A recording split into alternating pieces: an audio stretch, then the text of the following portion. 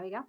And if you have questions during the evening, what you can do is stay muted for the presentation, but you can write your questions in the chat section, in the comments, and we will, I will read the questions to Batel. When she has a moment, she'll answer them.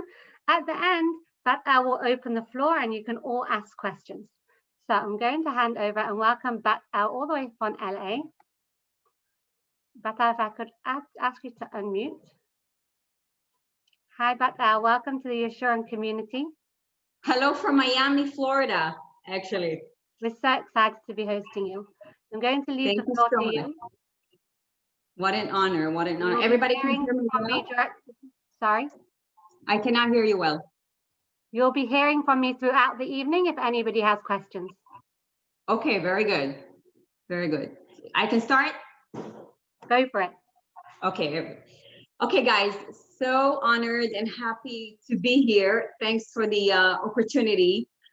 Before we begin, I would like to share just a few words what really inspired me to do what I do today. I've been always passionate about the kitchen since I remember myself, since I have those memories growing up in a very Moroccan house that food is a big deal, a very vibrant kitchen that has plenty of vegetables and fruits and grains and everything. But the main dish and course was always meat. Meat, it's all about the Moroccan fish. It's all about the chicken and the stews and the slow cooked meatballs and all that kind of stuff.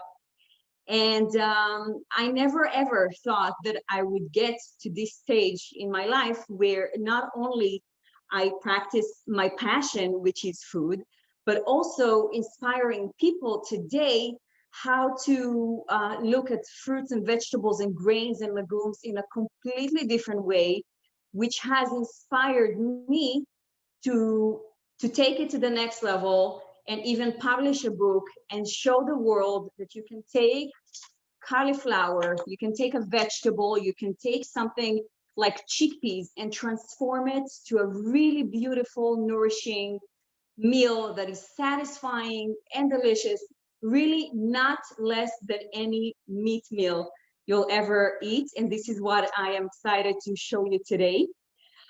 So growing up in this kind of house, I didn't know otherwise. I knew how to cook chicken and meat and Moroccan fish and all this kind of food. But when I became a mom 6 years ago, I had twin boys, and I really had to change my diet because one of my twin boys, he was in the NICU for over 30 days, and none of the formulas suited his digestion, and they really had to have only my milk. So I had to change my diet and to be able to feed twins. And it was absolutely crazy, but I was blessed enough that a friend of mine, she was my neighbor at a time, she was in the raw vegan diet for 5 years prior. And she came to my house and she said, Batel, don't worry, I'm gonna come and help you to boost your nutrition and boost your health. So you're gonna be way more energetic and productive and all that kind of stuff.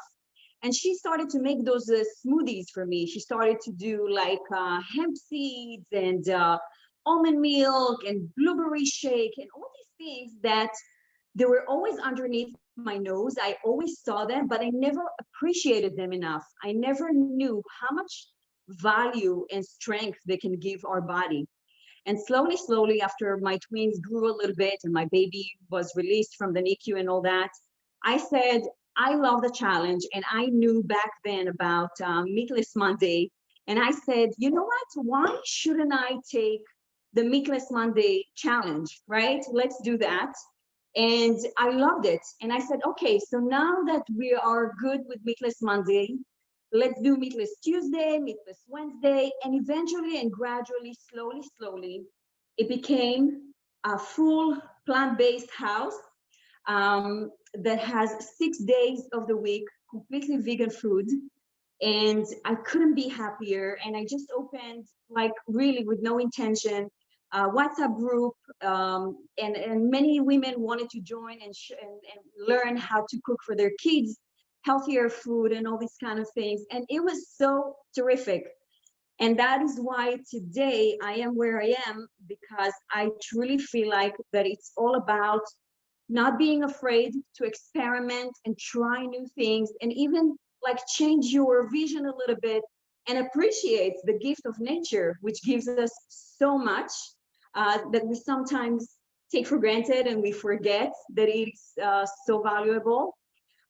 Besides the fact that vegan takes over the world, people are much more aware of how it helps the planet to be a cleaner place, a greener place, how we breathe a cleaner air, and how it affects our body in so many ways. Even if we go back to the Rambam and we go to different sources of the Torah, really there is so much to offer from nature before we are going and eating animal products. Now, I am not 100% vegan. I do eat once in a while if I go to a restaurant or I'm in a party or whatever.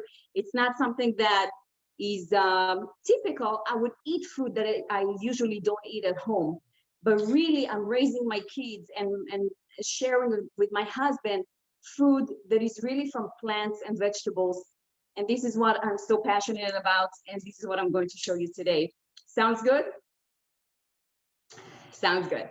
Okay, so the first dish, we're actually going to do a couple of things simultaneously. Why? Because few things needs to be in the oven, and then while they're in the oven, we can do different things. So because we're using the oven and we're doing a couple of dishes, I am going to do a few things together, but don't panic. I'll show you all the steps.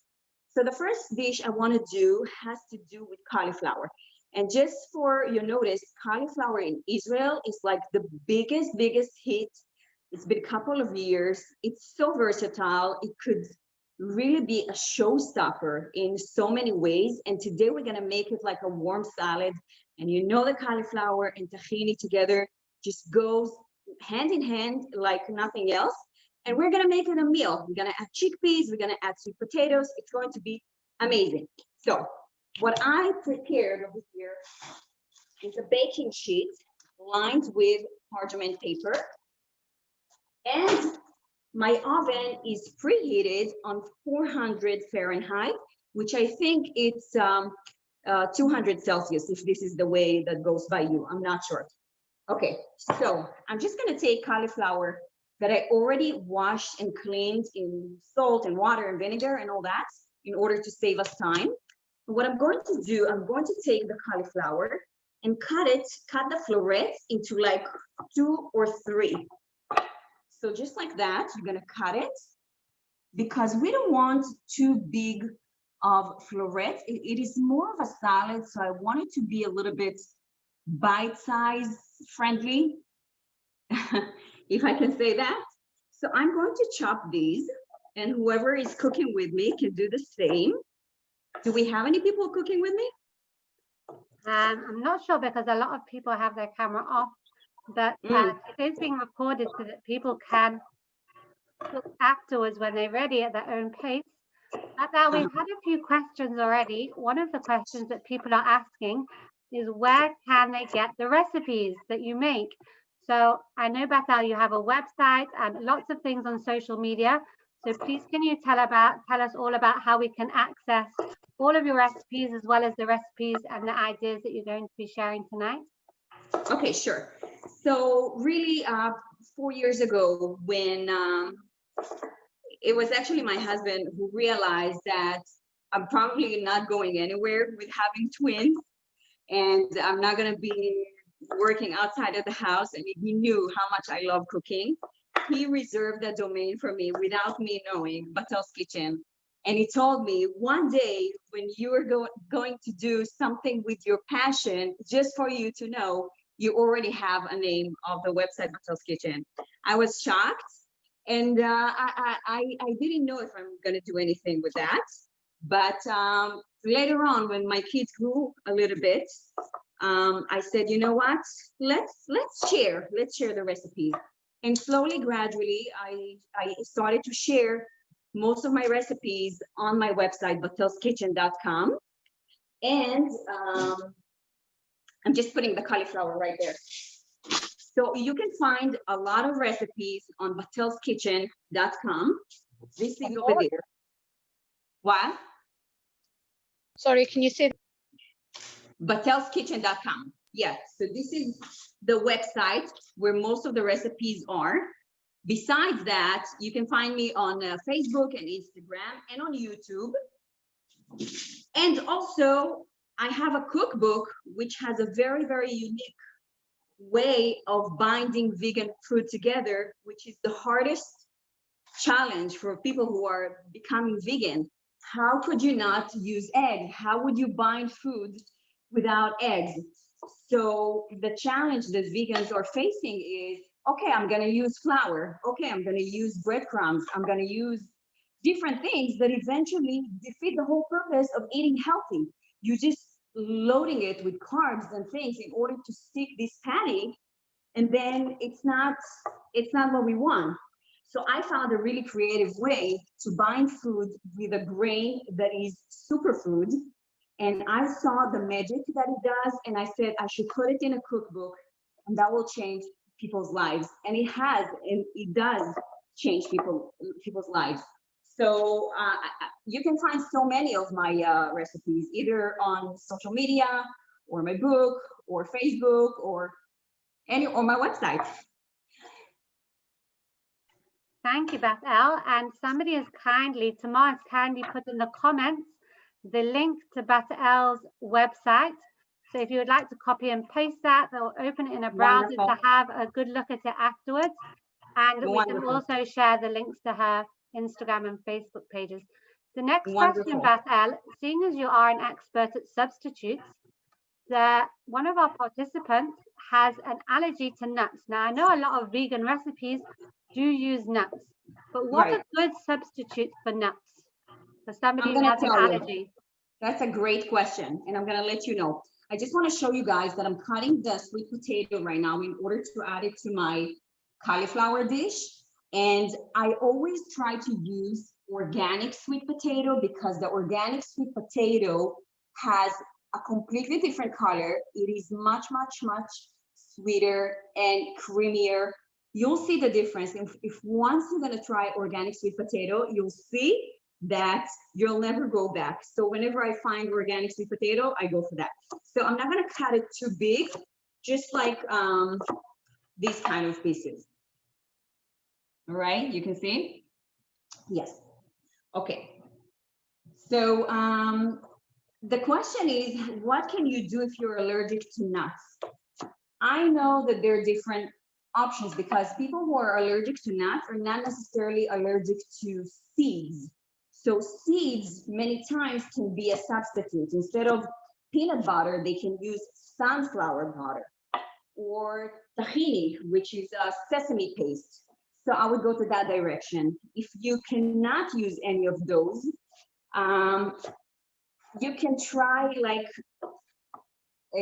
tofu and make it into different things. Once you put it in the blender, it becomes like a paste, and then you can do many things with that. I do like cheeses, and I do, I'm folding into it things. So it's really versatile, but it depends what the people are allergic to. You know, it's like a very big, wide range of nut butters out there. If that answers the question. Thank you. The participant who asked that question actually had a problem with the sound. Can you briefly summarize that? If I can repeat that? Yeah, can you repeat that, the participant that asked the question? Yes, I can. But I'm just going to tell you guys that I want to pop it in the oven while we talk, okay? So I'm putting here olive oil. I'm drizzling olive oil here on the cauliflower. And I'm doing a nice pinch of black pepper and salt that are going here. We want it really flavorful. And I'm doing a little bit of cumin. I want to pop it in the oven so then we can talk. And that's gonna be roasting meanwhile. Give it a toss. Spread it around. You want a wide, big sheet so everything cooks evenly over here. And that's going in a preheated oven, very important. If you have a roast feature in your oven, go ahead and do that. If you do not have a roast feature, do your oven on 420 as opposed to 400, because we really want it nice and roasted. So I'll wash my hands real quick. And open the oven. And that's number one. So this is the first part of our dish. Our dish is basically the cauliflower and the sweet potato as a base. Now we're gonna make the chickpeas and the tahini, and that's gonna be our complete salad. To answer the question regarding nut allergy, I would say that it depends what the people are allergic to. Many people could be allergic to peanuts, but not necessarily to cashews. Or people could be allergic to nuts in general, but not to seeds. So sunflower seeds or sesame seeds could be a wonderful replacement to this kind of allergies. Or you can take tofu and put it in a food processor and make a lot of things with it. I make spreads and cakes and cheeses. So I learned how to work with tofu for many different substitutes. And even chickpeas, they do not only have to be hummus, they could be many, many different substitutes for that kind of area, if that answers the question. Guys, because the oven is on, I want you to jump with me to our main course for a second. I want to pop in the oven also the tofu, and then we're going to build our food. So I'm just going to open the tofu. And if people are new to tofu over here, there are different types of tofu. There is soft, silken tofu. There is firm, and there is extra firm. Now, I was never a tofu lover, and I never thought I'm gonna use tofu. But once I learned the technique of how to use it and how to get to the texture that satisfies me, I use it a lot. And I always make sure I buy organic, non-GMO, good product. This one I buy from Whole Foods. I don't know if you have Whole Foods in the UK, but I use a good brand of tofu, and I'm using the extra firm because I want it to have texture. I don't want it to fall apart.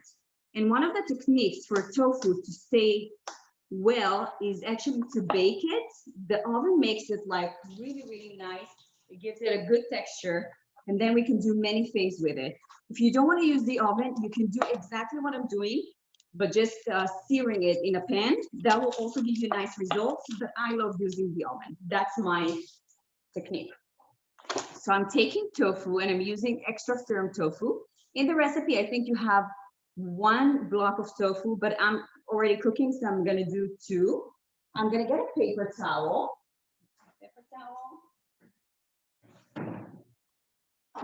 And what you wanna do is really get rid of all the water as much as you can.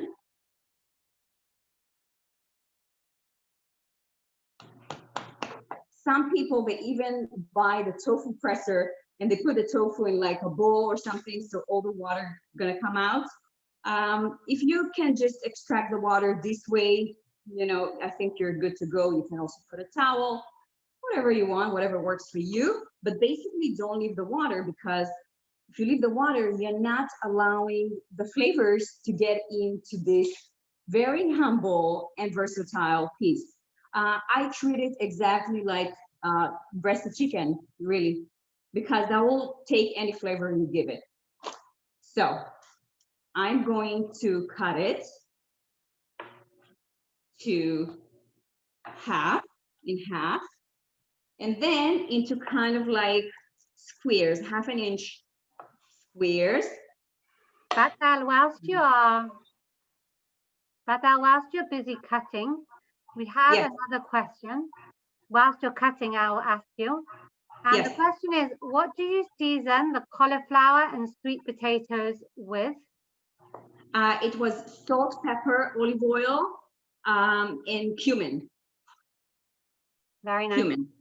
Yes. And I'll also ask you, whilst you're busy cutting, what are your go-to spices? If you had to choose your top 5 spices, what could you not live without? It's interesting. It's a very interesting question because growing up in my mom's kitchen, she's like the simplest cook. She has maybe 4 or 5 spices, and I have about 20 or 30, but that's because I'm that passionate about the kitchen. But if you ask me to narrow it down, I would say maybe 4 pieces, like spices, maybe salt, pepper. I don't know if they are free, meaning they don't count. I'll let you have those ones for free. What? You can have salt and pepper for free. For free, right? So I would say turmeric for sure. Not only because it is tasty to me, I think also because it has so much nutrition value. It has really anti-inflammatory properties. It's a very special spice that today the world is discovering. This is something that I use almost in every dish of my cooking. So turmeric for sure. I would say turmeric, paprika, cumin. These are the spices I grew up on, basically. I'm going back, home. So maybe 3, 4 spices. That's it. I can work around them. But if you go to my pantry today, you're gonna find Hawaii. You're gonna find garlic powder, onion powder. These are just kind of like things that elevate, but I don't think they're really mandatory in my eyes. I love using them. I do use them, but I don't think this is the make it or break it. I'm taking a pen.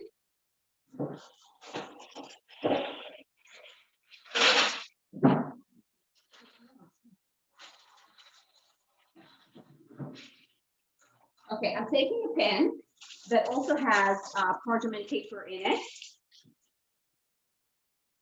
And I'm going to arrange my tofu.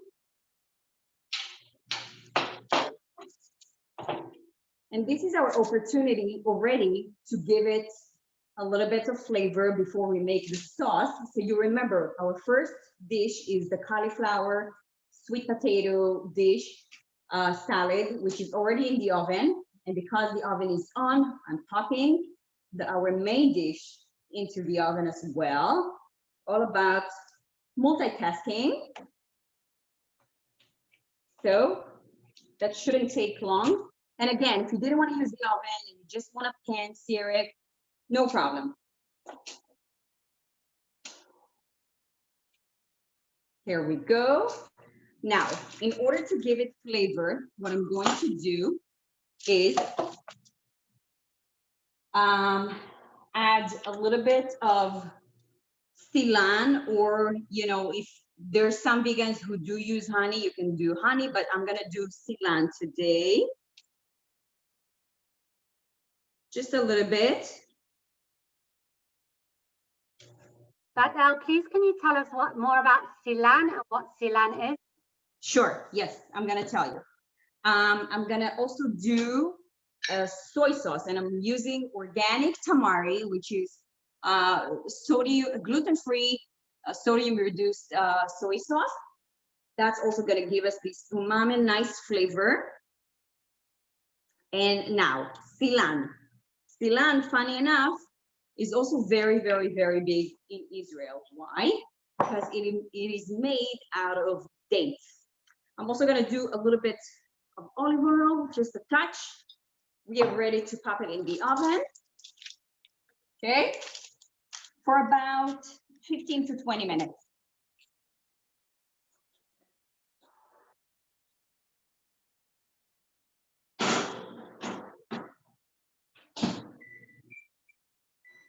I just put a timer over there to remind me so it doesn't burn on us. And now we have to make the rice. So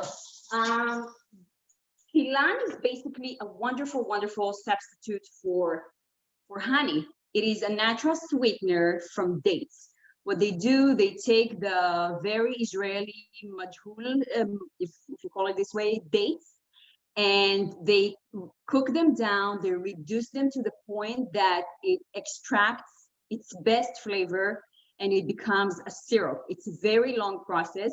And you know what? It is very hard to find 100% Silan. Many people, many brands, they show you Silan, but if you read the ingredients, you'll see that it has sugar added and it has preservatives and it has corn syrup or I don't know what, so many additives. I have no idea why. So make sure that when you read the ingredients, it says 100% organic date syrup. I don't know if you have to have the organic, but at least make sure the only ingredients you have is date syrup and nothing else. We don't want anything else. Now, this is the greatest substitute for sugar, for honey, for maple, for anything you want to sweeten. If it's cakes, if it's pastries, if it's savory dishes, it's really so versatile, and we can use it almost for anything and everything. So it's a wonderful, healthy sweetener. And it also has many good benefits. If you read about dates, they're really showing today that they help for, how should I say it, maintaining a healthy heart and overall cardiovascular, circulation in the body and everything. It's really healthy. So Israeli doctors actually recommend eating between 2 to 3 dates each day. It is that important. And in Israel, it's very easy to eat dates. So this is our Silan. I am just grabbing myself a cup of water here. Whilst Batel is adding, just fetching her cup of water, I'll tell our participants in England that you can get hold of Silan, date honey, in kosher supermarkets. It is available. You'll know that that our son Dekel is called, Dekel is a palm tree. That is because the date in the Torah is connected to the palm tree. The dates grow on the palm tree, and it's referred to as honey. I think Right. Batel's back, so I'm going to hand you back. Yes. So for our main course, and I hope you're following because I'm making many things simultaneously, but you'll see it will come together so easy because all the things that need to be pre-cooked, I'm doing them right now. So I'm going to make for our main course, let me see here. I want to make sure you can see what I'm doing. Yeah. So for our main course, we have tofu and we have rice. I'm going to show you how to make this rice, which is a little bit different than the regular rice that we know. First of all, I'm using basmati as opposed to either jasmine or brown rice or round rice, all those other rices. And I'm using coconut in order to really flavor our rice, and it's gonna go so well with the tofu. It's like a little bit of Thai flavor, really delicious, and you'll see how I do it. So easy. So I'm taking my rice over here, and I'm going to soak it just for a few minutes in water.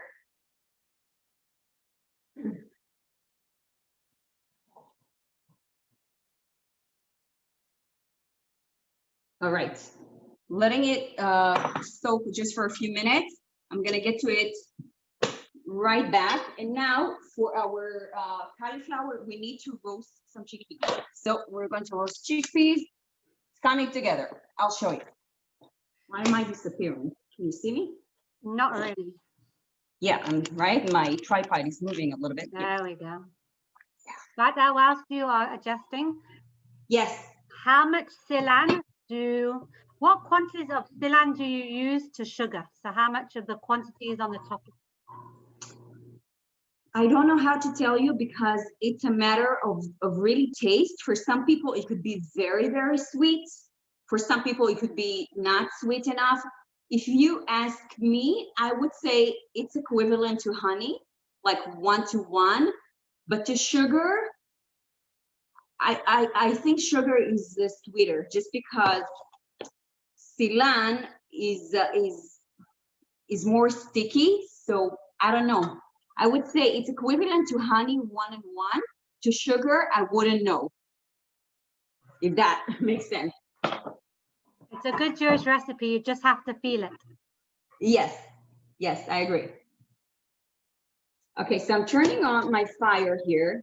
We're going to roast our chickpeas, which is basically the best part of the dish because it brings such a good crunch to everything. Let me turn on heat.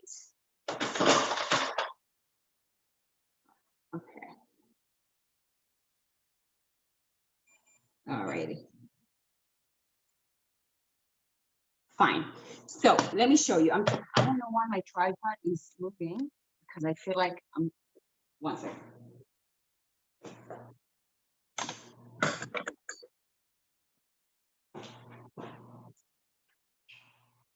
Yes. Okay. I think now it's better. So I have a pan over here that is preheating. I'm going to drizzle about 2 tablespoons of extra virgin olive oil. And to that, I am going to add chickpeas. Now, you can totally use a can of chickpeas, but because I am a person who cooks so much with chickpeas that have so much fiber and folic acid and all that good stuff, I am really pre-soaking my chickpeas at home, and I cook them myself, and then I put them into little Ziploc bags and I freeze them, and then I can use them whenever I want. I either let it defrost or put it in like a bowl of water, and then it's so practical for me. So right now I have chickpeas over here, which are going to be our cauliflower salad topper. I'm dropping it here in our pan, and we want to get a nice sear on them. I'm going to show you in a minute. And the spices we're going to use are garlic powder, paprika, cumin, salt, and pepper. This is going to be our chickpea crunch. And now, while these are cooking, I'm going to take care of our rice, which only needed a couple of minutes to soak. Because what it does when you soak the rice, it helps all the starch get removed, and then your rice becomes much more fluffy. So I'm throwing my rice water into a colander, and I'm going to wash everything really well. The cauliflower and the sweet potatoes are already smelling so good. So wash the rice, make sure all the white water is going down, and you're left with like clear, clean water. Batel, whilst you're busy, I'm going to ask the next question. Can you hear me back there? Yes, yes. What can be used instead of tofu? Instead of what? Instead of the tofu. Instead of tofu. Potatoes, but that would be too much carbs. I mean, if you eat it just by itself, you make like a sauce and you insert the vegetable as a substitute to the tofu. You could do potatoes, even cauliflower slices, any like hearty vegetable will do. But I wouldn't serve it with like rice because that would be just carbs and carbs together. But really my purpose today is to encourage you to try tofu without being afraid. I was a tofu hater, and today I am really, really excited to eat it because it has really a lot of protein, and you stay really, really full and satiated after you eat that. And it's also healthy if you use organic, good products of soy, like which is made from soybeans. I eat also a lot of edamames. So I encourage you to try it. But if you don't want to try it, Maybe this nice thick pieces of potatoes will do the job, I'm guessing. Guys, I'm putting in here in my chickpeas the spices that we spoke about because I want them to be very flavorful. They're gonna be like crunchy candies to top our salad. So I'm doing cumin,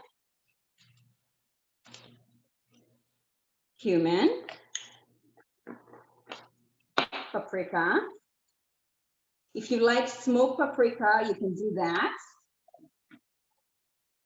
I'm using garlic powder. And of course, salt and pepper, really important. Salt, pepper, and I'm using pink Himalayan salt because pink Himalayan salt is not a processed salt as much as the white regular table salt that we all know. The pink Himalayan salt has a lot of minerals in it, a lot of minerals in it. So it is something that it is important to consume. However, it does not contain iodine. So I do mix sometimes the pink Himalayan salt with a little bit of regular iodized salt. And this way I get, you know, from both worlds. So you want to get now the chickpeas to a point where they're roasting nice and slow in the pan, maybe for 5-10 minutes, while the roast cauliflower is roasting and everything is doing their job. So I'm taking now the rice. We're gonna take care of it. I'm gonna transfer here the heat. And the beautiful thing about coconut rice is that it gets really all the flavors from the coconut. It makes it really fragrant and unique. And I'm going to use a little bit of olive oil here. And I don't know if it's written in the recipe, but I want to give it a little bit of extra flavor. I'm going to add just 1 clove of garlic to our oil. I'm not going to chop it or anything. I'm just going to smush it so it can release its flavor into the oil.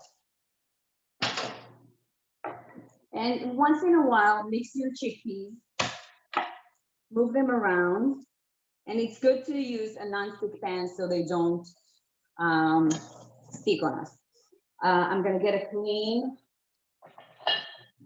spoon over here, and I want to get the garlic infused in the oil.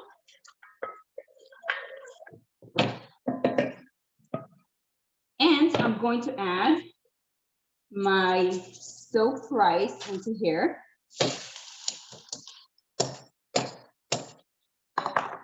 All right.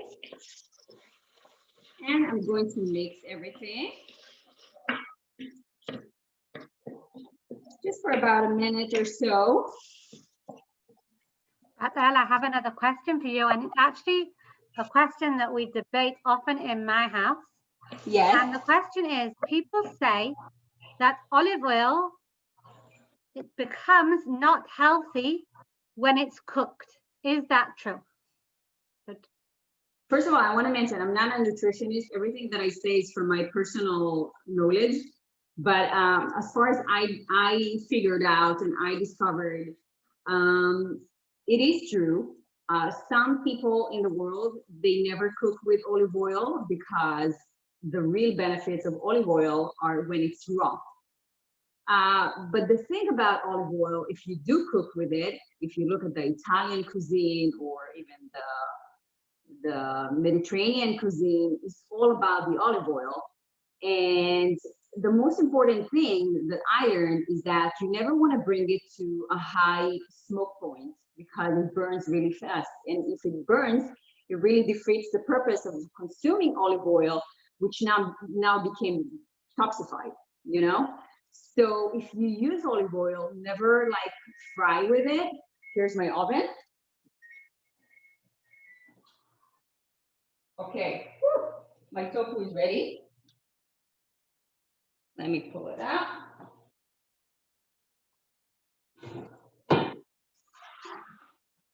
Yeah.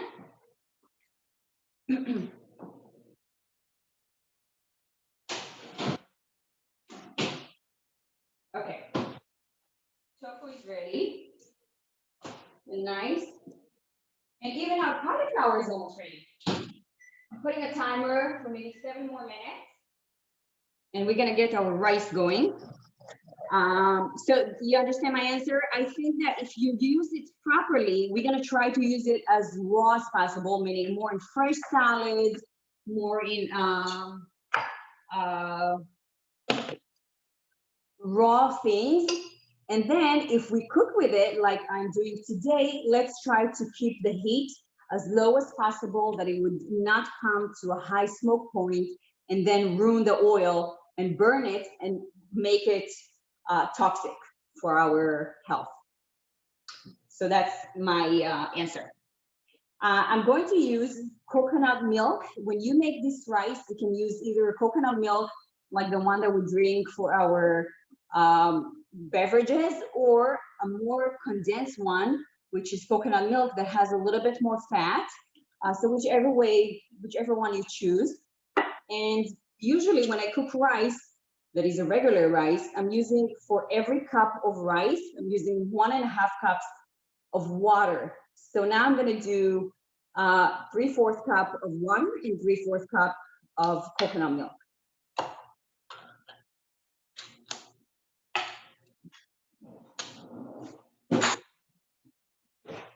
So it's always important to mix it because you want to get everything emulsified here. I'm using a measuring cup. Okay. Adding water.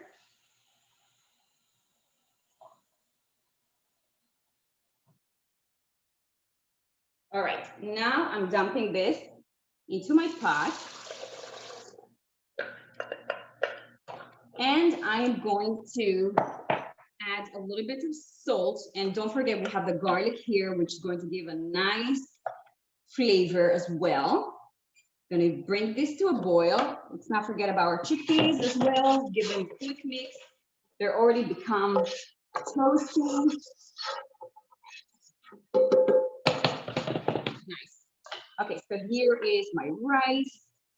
Let's do some salt and bring it to a boil. We can start to make our sauce for our tofu, and we are really progressing nicely. I'm adding salt over here.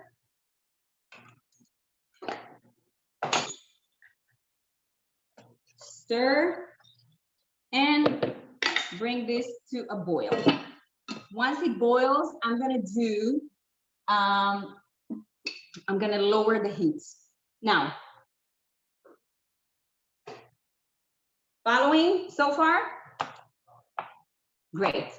Okay, so our tofu is ready. Now we need to make the sauce. Let's make the sauce.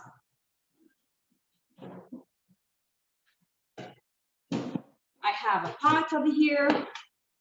I'm gonna move my rice. Our chickpeas are already ready. I'm gonna put them aside for now.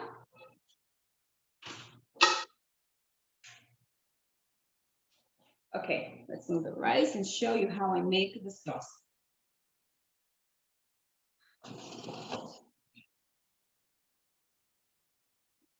Here is my pot. I'm gonna move it so you can see better.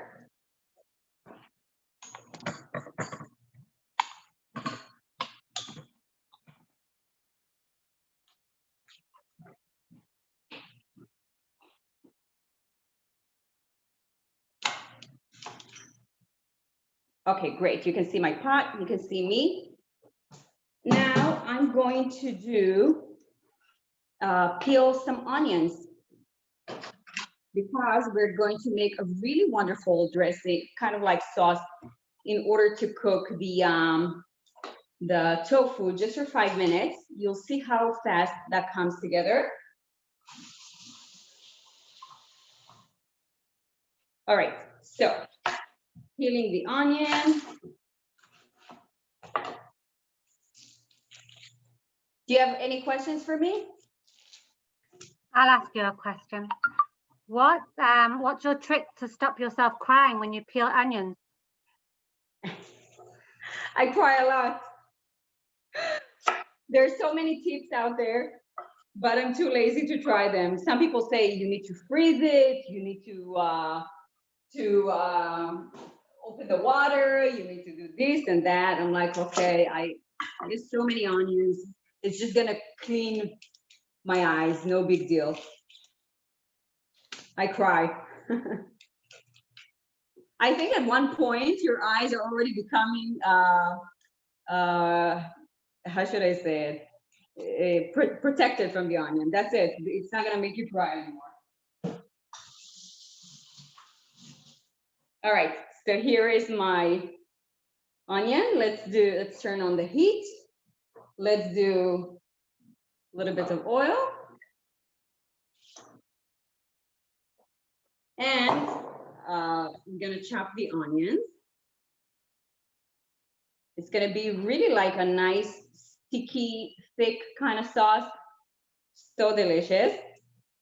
With the rice, it's a wonderful, wonderful dish.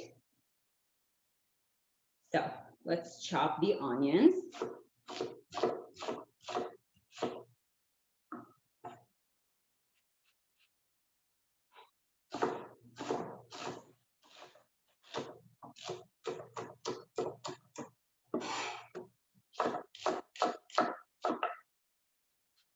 I was just watching a YouTube show of Jamie Oliver, the very famous chef. So lately he's very, very, very into eating more plant-based. And I just watched I think his new YouTube channel called Food TV or something like that. And he shows how he travels the world. And he's been, in this episode, he's been to India and Israel. 1 second. We are ready. Okay, wonderful. So that's ready as well. Let me take it out.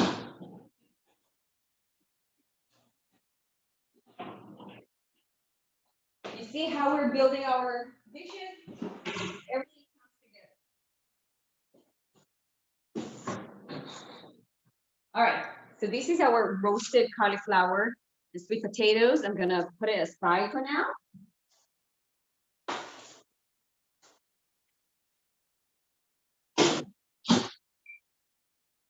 Check on my rice. Almost boiling. Here is my oil with onions. So he's been to India and Israel. And he was so fascinated how many things you can do with vegetables. Like, it's unbelievable, unreal. He was really, really, really impressed. And he showed like really delicious dishes.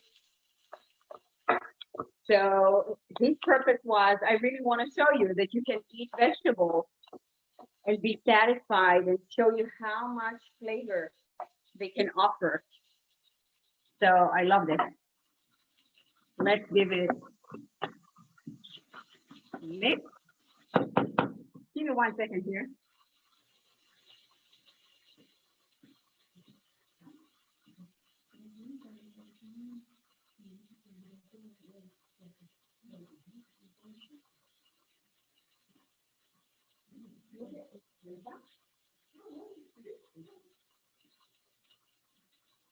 Yeah, sorry about that. So while that's cooking, it's gonna give it a tiny pinch of salt. And yeah, my rice is cooking, it's boiling. I'm going to lower the heat, reduce it, put a timer. for 15 minutes, and then we can build everything. So now we're making the sauce for the tofu. I want to chop a little bit of garlic to give us more flavor.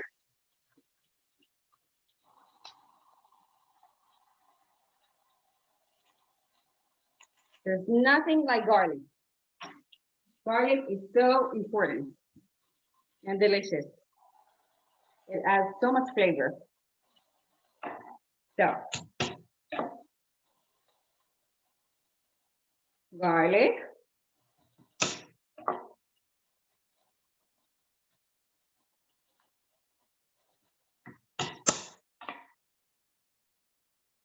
Just kind of like regular chop, not too small, not too big.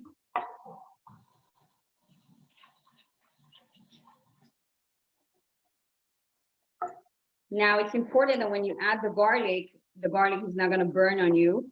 So you wanna add it like when the onion is already like at least 3/4 of the way ready. So the garlic doesn't burn because it's much more delicate. So that's my garlic. I wanna add to here, see how nice the color? I wanna add our cashew.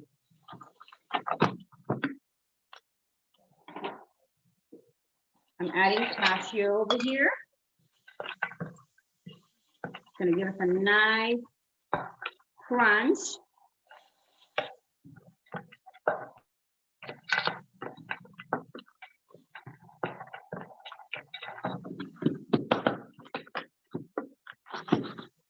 All right. Now I want to make this the mixture of the sauce really fast. You'll see. I'm using the same measuring cup that I used for the rice.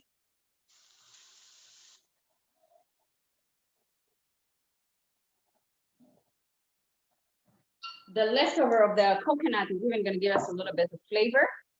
So to here, I'm going to add, I wrote it down so I don't forget, a little bit of silan, which is about 3 tablespoons. Okay. Silan and mustard. I'm using organic Dijon mustard. That's gonna make our sauce like creamy. Don't forget to mix the cashew. Going to add my garlic. There we go. Give it a mix. Garlic, onions, cashew. Yummy. Everything is getting nice and golden. And now, what do we have? I want to add here a little bit of soy sauce and a little bit of paprika for a nice color.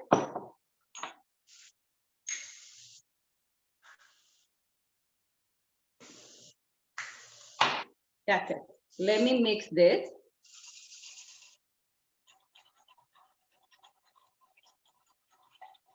And once you have that, you are going to pour it right here. This is our sauce. We're going to deglaze the pan by moving the wooden spoon and scraping the bottom of the pot. This is where all the flavor is. So it's gonna take all the flavor from the bottom, incorporate it into the liquid. And now, in order to make the sauce really, how should I say, binded and emulsified, I'm going to do a tiny bit of water that has cornstarch in it.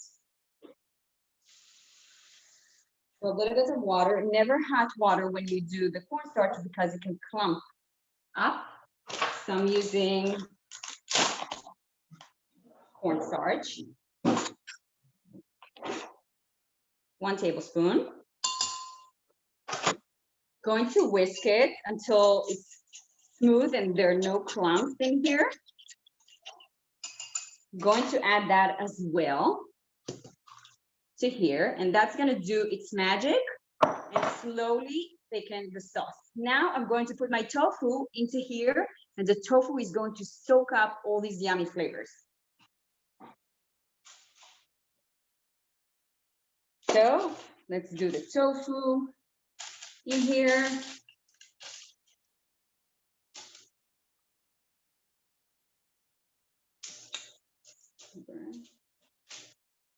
All right.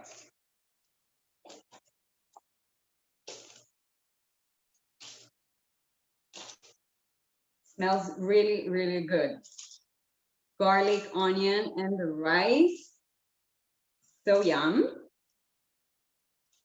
So everything goes in here, and this is a really, really impressive main course. If you want to impress vegan people, you can cook it for them. I'm sure they're gonna like it. Okay. I'm going to cover this pot.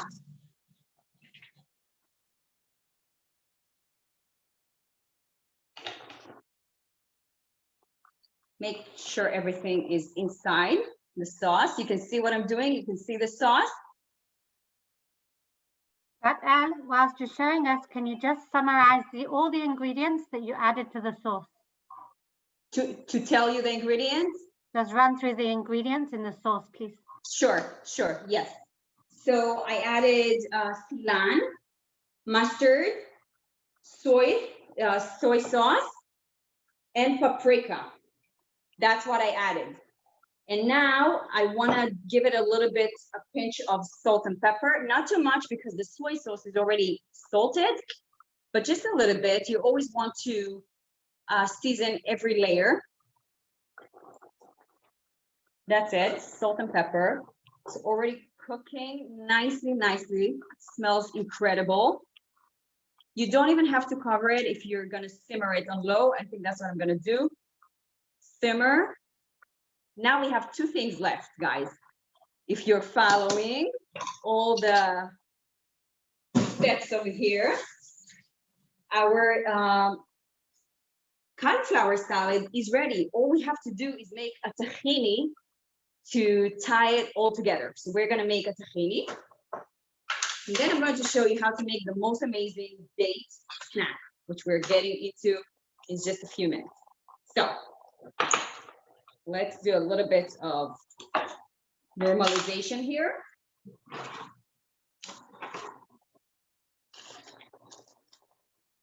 Batel, whilst you're busy there. Yes.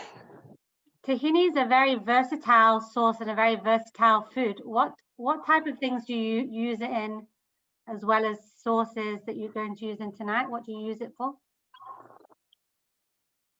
You're talking about the sauce that I'm making for the tofu?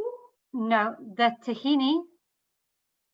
It's very versatile. You see people using it in the vegan recipes in lots of different ways.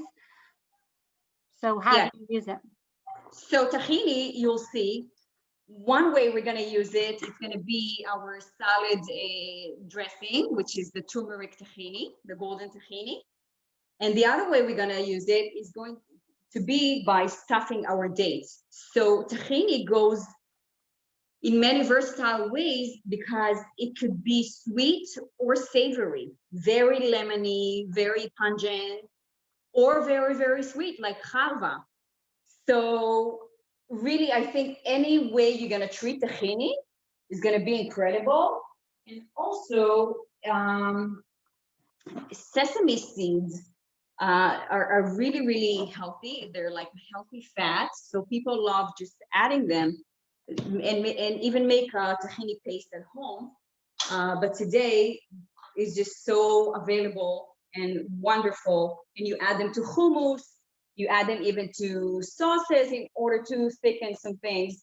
Or even there is a famous tahini bread in Israel, which has a lot of eggs. But it's really, really, really versatile. Cookies, cakes, breads, dresses, salads, anything, really. So now for our tahini, golden tahini, I'm going to take a little bowl.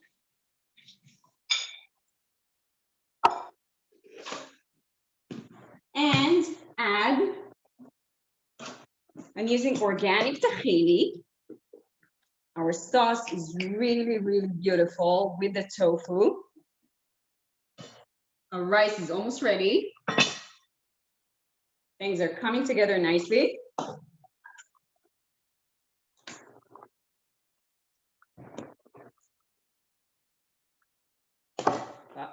Okay. There we go. Batel, how long was the tofu in the oven for? 15 minutes. 15 minutes. You can do even 10 minutes or so.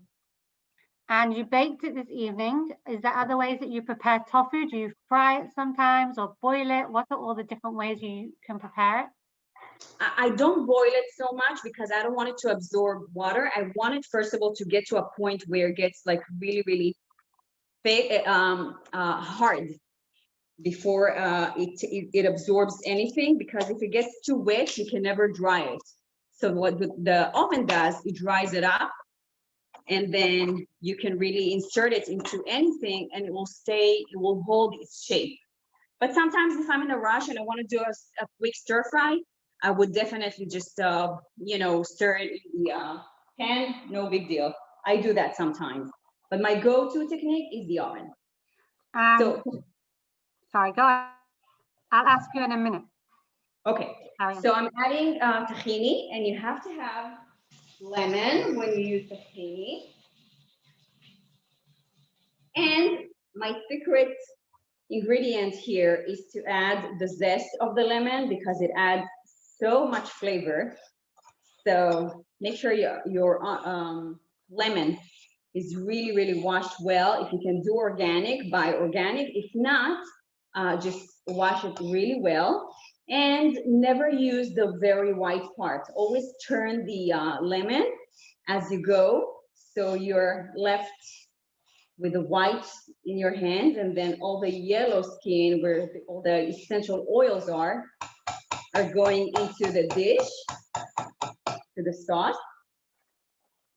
So we have lemon. We're gonna squeeze the lemon now. It's gonna be very lemony and nice and garlicky.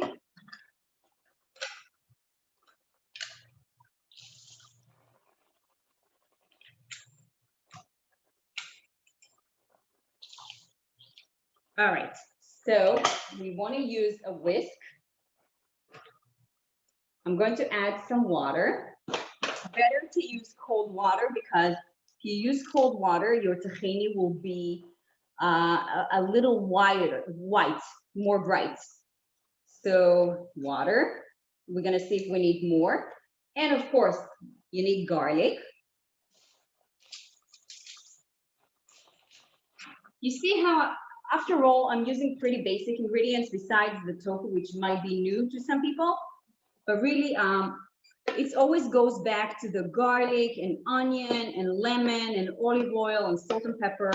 It's only that kind of things that are always enhancing every dish. Our soy tofu is ready. I turned off the heat. Our rice is almost ready in 1 minute, and we're gonna finish the tahini. Whilst you're chopping the tahini, another question. Do you ever coat the tofu with cornstarch to crisp it? And I'm going to add to that question, do you ever use cornstarch in your sauces? I do. But if people don't like cornstarch, they can use arrowroot, which is the same type of activation, which thickens stews and dishes. What the cornstarch does, it basically really either coats things really nicely, like if you want a crispy tofu, I would coat it to begin with, as if you're coating it with flour. So this is a gluten-free option. It's really sticky, so you need to work fast, or just to thicken dishes just like that. It does a wonderful magic. Yes, I do. But I make sure I buy a good brand. Today I use Bob's Red Meal. Make sure it's non-GMO, and all these modified food, try to stay away from that.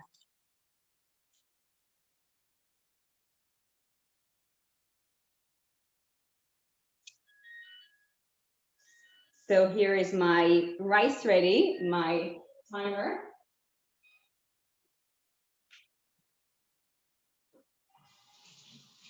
Guys, just give me one little second because my baby woke up. I just want to bring him to the room over there. 1 second. Whilst Batel goes to get her baby, put my face on the screen. Whilst Batel goes to get her baby, something that Greg and I, as a rabbinical couple, get asked a lot, and we can go into more detail another evening, is why are not all vegan products kosher? So if it's vegan, why is it not kosher? Now, there's many reasons for why not all vegan products are kosher. It could be that it's used in machinery that isn't washed or properly cleaned out from meat products in between, which for a vegan person would be acceptable. But obviously within the kosher dietary laws, that would be limiting. And there's many other limiting factors that are actually different between vegan and kosher food. So the second part of our kosher food festival is going to be a presentation from the London-based Kashrut Authority. And one of the things she is working on is developing relationships with companies in the United Kingdom to have their vegan products certified so that people who are keeping kosher or keeping a plant-based diet in the UK, or as we say, simply hosting their guests for a vegan Shabbat meal, please God soon, will have accessibility all the time to a larger range of vegan products. So that will be part 2 of our Yeshurun's kosher food festival. So look out for the poster. Batel, welcome back. I'm going to hand back over to you. Thank you. That sounds really so true what you're saying. It's so inspiring. Okay, so I'm just microplaning my garlic, or you can crush it with a garlic crusher. You add the garlic. You want it kind of like as small as you can. And now what makes it a golden tahini is by making it golden. I am using curry powder. Curry powder would give it a really nice taste, flavor, and color. So I'm adding. You can start by little and add more if you want. If you add too much, it could be bitter. So if it became bitter on you, add a little pinch of either raw sugar or a little bit of silan, but start with the small and then see if you like to add more. So we want the tahini pretty runny because it's kind of like we want to drizzle it. I'm also going to add a little bit of turmeric. So turmeric and curry powder together are going to give us the color of the golden tahini. We're not going to forget to add salt and pepper to this.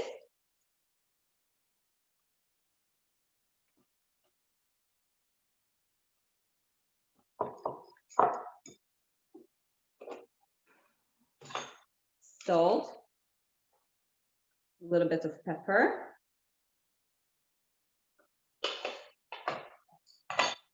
Mix.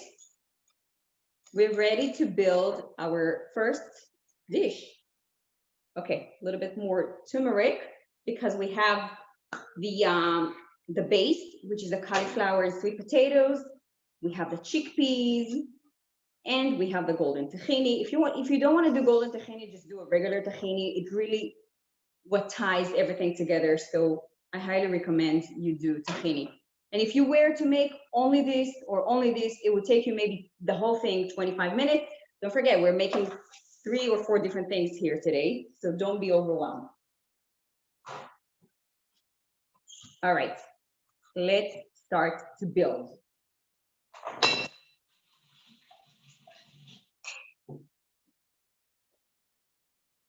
I'm taking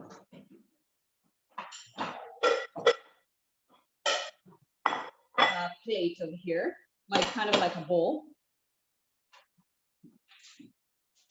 And I have my roasted cauliflower here and sweet potatoes. And I'm going to add them into my dish.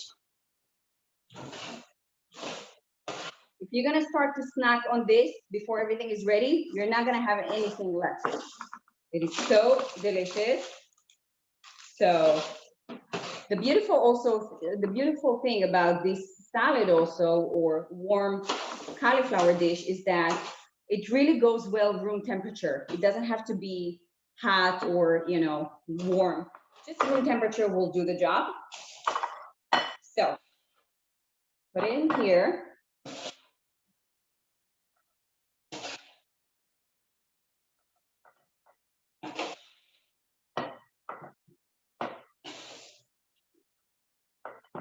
Obviously, this is not for one person. This is at least for 2-3 people. I just want to show you how I would serve it. We have our chickpeas over here. So now we are going to take our golden tahini. Just want to make sure you really see what I'm doing, because this is the best part. Should I make the camera closer, or you're good? It looks very clear from there. Okay. Okay, so here is what we have, the cauliflower and the sweet potatoes. I'm going to take from the tahini. Now notice that when you put the tahini in the fridge, let's say you made it a day ahead, or even the chickpeas a day ahead or something, it will thicken a little bit. So don't be afraid to add a little bit of water if you need to. I'm going to drizzle this beautiful tahini, just like that. That's our dressing in a way. The sweet potatoes are looking stunning. So that's the golden tahini. Now we're going to take the chickpeas and top everything with the chickpeas right in here.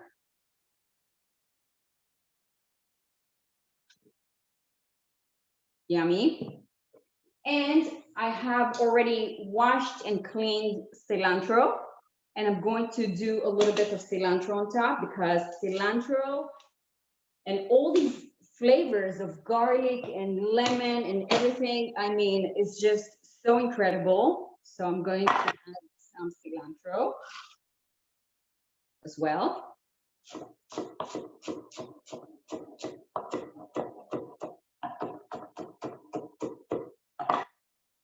Here is my cilantro. And this is, my friends, our first finished dish. Now, as you go, you'll see if you want more tahini, more chickpeas, more this, more that. But here we go. This is our first golden tahini roasted cauliflower dish. I really hope you're gonna give it a try. Now, I'm gonna show you how I plate the tofu and rice. That's gonna be our second. For our audience, cilantro in the America that I was referring to, in England, we call it coriander. So in England, it's fresh coriander. Right. That's true. Okay, so this is our first one. Let's plate our rice. Opa. We have the rice here.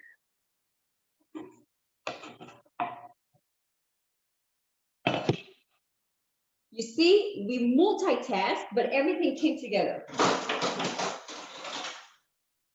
So look at this rice. Wow. So fragrant. So nice. Let's put it in the plate. I'm telling you, the smell is crazy. It's so good. The coconut and the garlic here together. Wow. So let's take the plate, add some rice. You can definitely do the rice and the tofu dish separately. You don't have to serve them together if you're serving them as a main course. But if you're serving yourself, this is how I would serve it. I would do rice.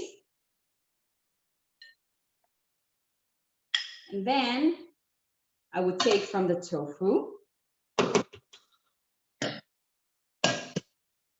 First of all, I want to show you this tofu because it became really, really, really amazing. Look at that. Look how beautiful. Look at the color. It's really, really appetizing. I'm taking this tofu right now, and the sauce. The audience definitely agrees. I know you can't see the comments, so I'll read a few to you. Somebody said, looks yummy. Someone said, looks delicious. Somebody says, lovely food. Somebody also said, can't wait to make these yummy dishes. So happy. Thank you guys. I'm telling you, the sauce is on spot because it thickened and it is kind of like coating all this tofu. So you have to look at this. Here we go, this way. And you want to make sure you top everything with cashew.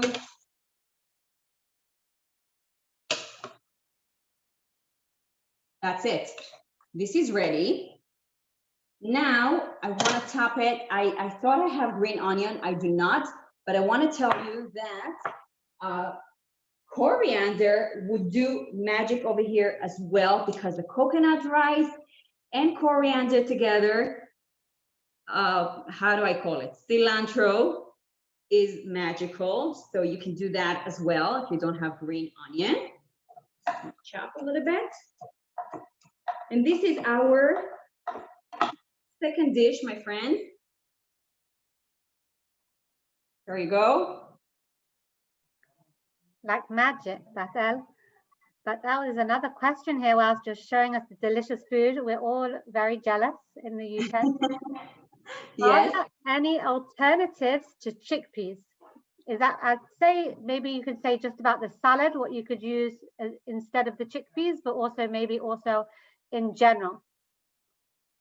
In order to top any other salad with crunch, instead of chickpeas, you can do pumpkin seeds, you can do pistachios, you can do a little bit of roasted pecans and things like that.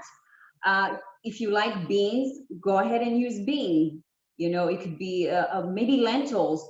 I think it's very versatile. It's up to you. Like, be open to discover your favorite crunch topper and give it a try, and you'll see what you like.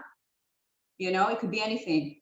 Even this cashew right now is going to give us another element of chewiness and crunchiness and really, really delicious. So chickpeas would even go here as well. Don't be afraid. Just, you know, go in the kitchen and discover. So now that we have these two beauties right here, we're going to finalize this session with making a very, very quick and very delicious, healthy dessert, which I'm super excited to show you. Let's move this from here.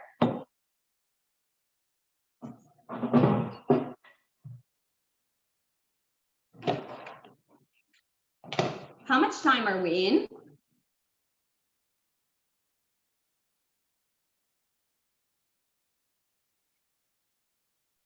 Sorry about that. Can you repeat the question? Yeah, how much time are we in already? So we have been going for an hour and 20 minutes, but everybody who is here because they want to be here.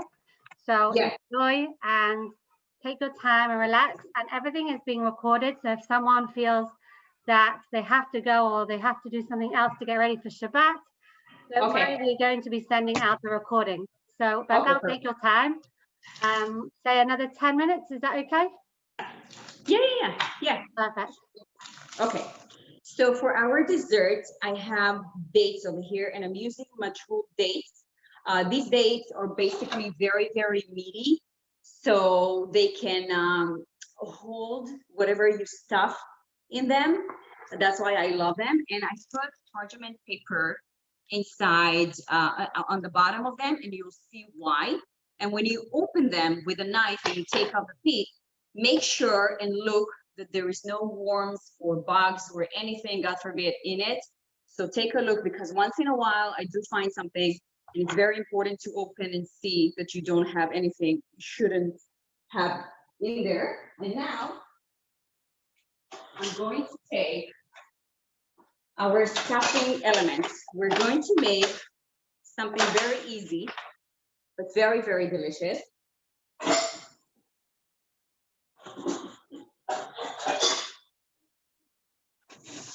I'm taking a bowl, and I'm taking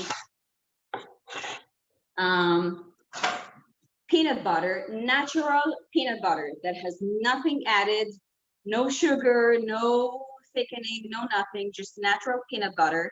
Do you guys have Costco in England? We do have Costco, and we actually have a Costco about 20 minutes away from our community. But I do believe that some of the products that we get are a little bit different to America. I can imagine. But most of the stuff that I buy, like really in terms of healthy stuff, I buy from Costco because they have so many organic, clean options, which I love. So here is my peanut butter. And I'm going to add tahini. Did you have a question? I was just filling the time whilst you're mixing, but you can give me the cue when you're ready. You tell us everything that you're putting in, and when you're ready, we will ask our questions. Okay, so I'm adding tahini. I'm adding peanut butter, right? I'm adding a little bit of maple syrup or Ceylon, up to you, just a little bit of sweetener. We don't need too much sweetener because the dates are sweet. And then we're going to top it with a little bit of chocolate. So don't go crazy with the sweetener. Now, in order to give it a really, really health and nutrition and value and protein, I'm adding hemp seeds. Hemp seeds are also going to make the batter a little bit more thick. You can do sesame if you want. So I'm adding this. And I'm going to mix everything together.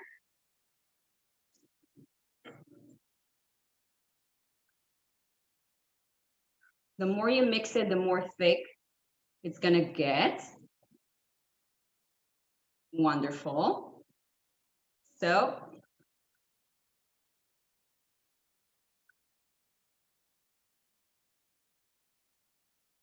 now that this is ready, we're almost ready to stuff them in.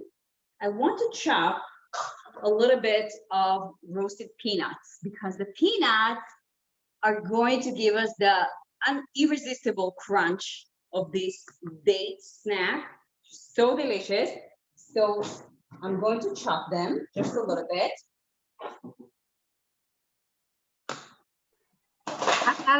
What I'm going to say to the audience is, after we finish in a few minutes, everyone can leave the meeting, and I'm going to share screen for about 15 minutes of a list of all the ingredients that Batel used today. So if you feel that you missed something, you can have a quick look in your own time. And obviously you can find all the recipes. Somebody asked, you can find all the recipes on Batel's website. I'll just read you a few comments, Batel. Somebody said, somebody's worried about your fingers. They do look like very sharp knives. Somebody said, thank you for explaining so clearly how to make these dishes. Everything looks delicious. Shame we can't taste or smell them. Can almost smell it.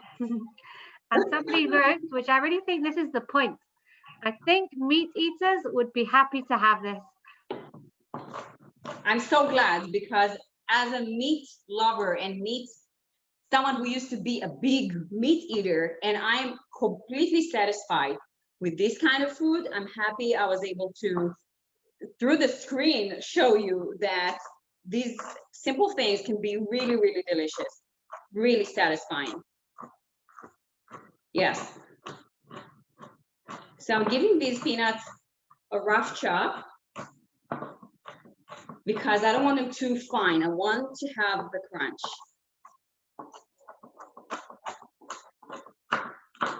Okay, so these peanuts, I'm going to add a little bit in here, just in our filling. And now it's very easy from now on. You see how easy that was already. I'm going to take my dates.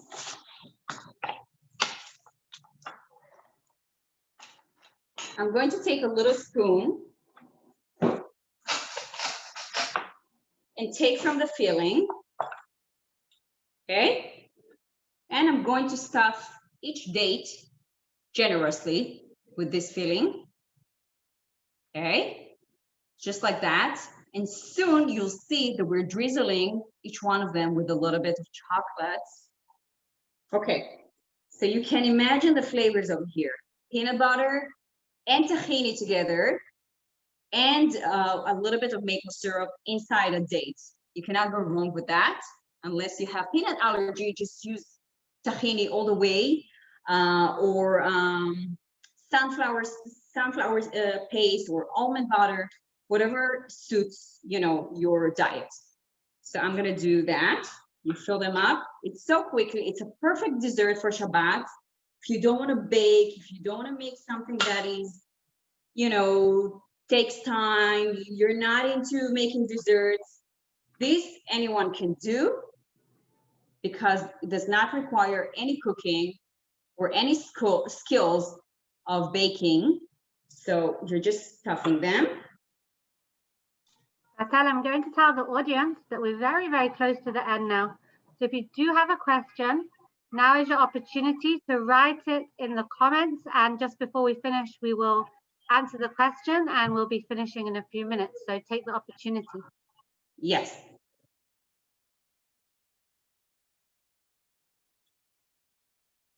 So I'm just stuffing them. You see how fast that goes? This is 5 minutes, not even dessert. Just put everything in here. And now I can finish this later. Let me show you what I do. I have chocolate chips over here. So of course they're vegan, and I'll try to find the healthier kind of chocolate chips. I'm going to take coconut oil.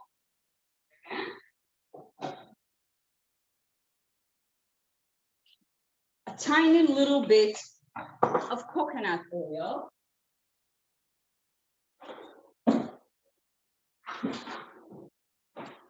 And I'm taking this oil, maybe less than a teaspoon, and I'm putting this into the chocolate chips, and I'm going to mix it and pop it in the microwave. And that's going to give us a chocolate to drizzle on top of the, and it's also going to keep the dates closed, and they're not going to open on us. So let's put this here. Whilst Batel's putting it in the microwave, Tamar has kindly put a link in the comments to Batel's cookbook, which is a cookbook about cooking without eggs, all things to replace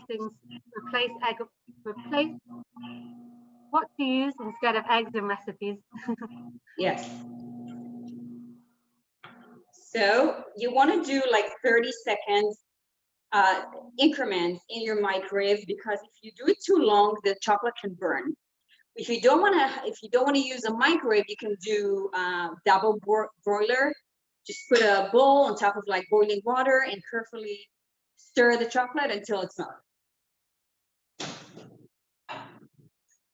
So here we go. It is halfway through melted. Just a quick mix, and we're going to put it for another 30 seconds or less.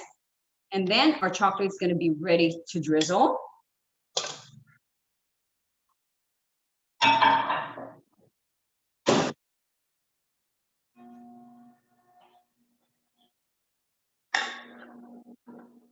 It's so yummy, and I eat it straight from the freezer.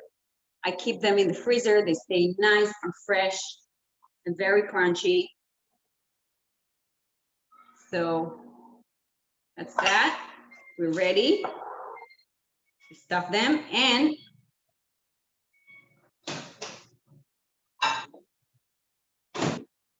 let's mix the chocolate and see what we got. You see, even if you don't see everything melted, once you mix it, it keeps melting from the heat of the bowl. All right, perfect. So now,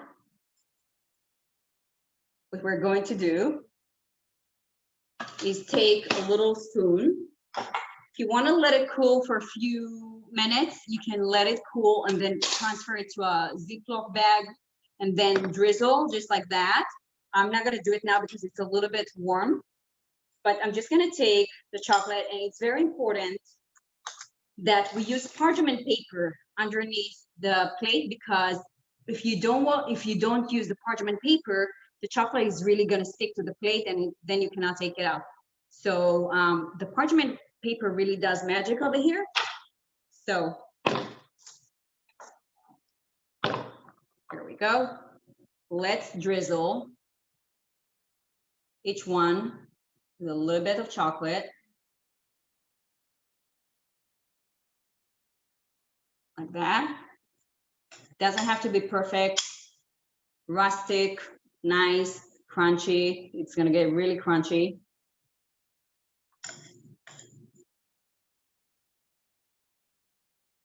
And again, what I love about it is that you don't have to be a pastry chef or anything in order to make a really yummy dessert like this. And everyone is going to love it. It's very, very, very satisfying.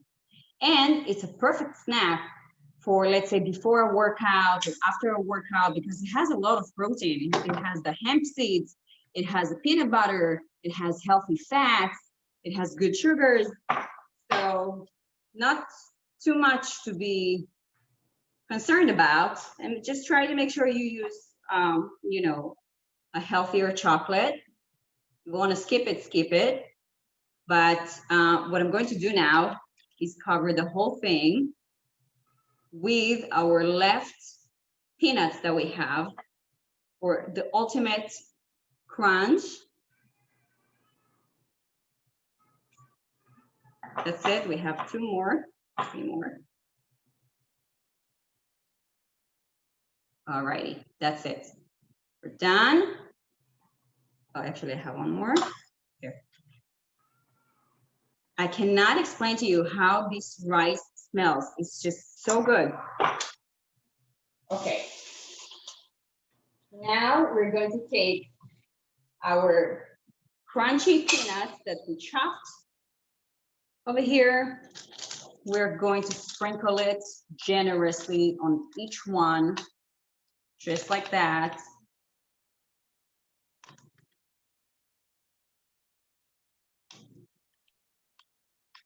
You're not gonna get enough of this. If you don't like peanuts, you can do cashew, you can do almonds, but salted peanuts are my favorite. That's it, my friends. These are the three amazing things we did today. This is our dessert. I cannot wait for you to try it because I'm sure you're gonna like it. And let me recap and show you the dishes that we made.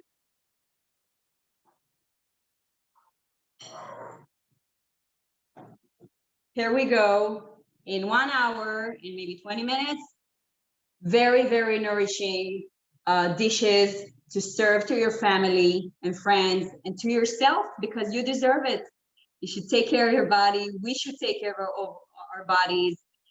We should eat well, stay nourished, stay healthy, and keep inspiring even yourself. Try new vegetables, new things, new ingredients. I love the concept of Veganuary. I actually never heard about it, and I feel bad we don't have it here in America, but it is definitely something that is incredible which I admire so, so much. And I'm here for your questions. Thank you so much, Batel. That was really enjoyed. There's tons of comments, people thanking and saying the food looks delicious. And really, I think when you have a mixture of vegan guests and meat eaters, if you have these dishes, then you must let the vegans take first. Otherwise, the meat eaters will take all the food and there will be nothing left for the vegans. I love it. I love it. I love it.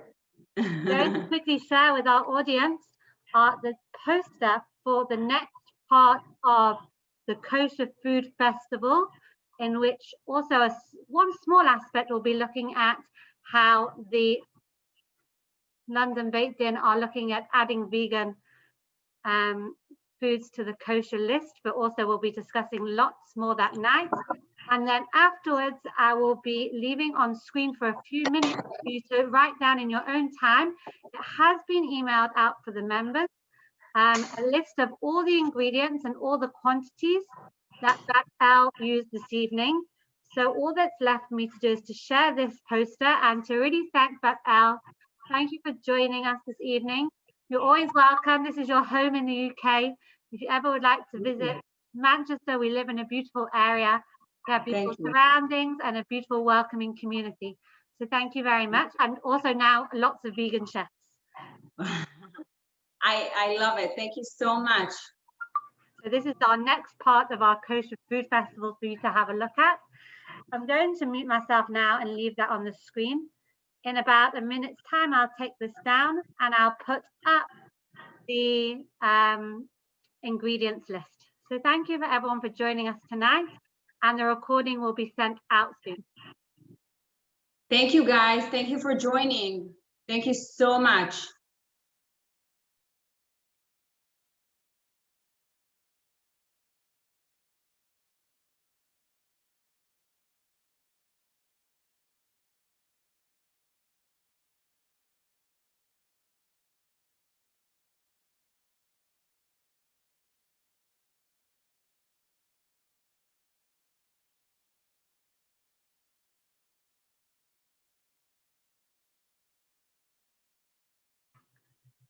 So this event has ended, so feel free to leave in your own time.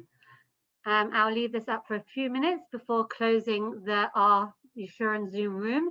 And to our guests from other shuls and from other parts of the world, thank you for joining us. And we wish you a good Shabbos.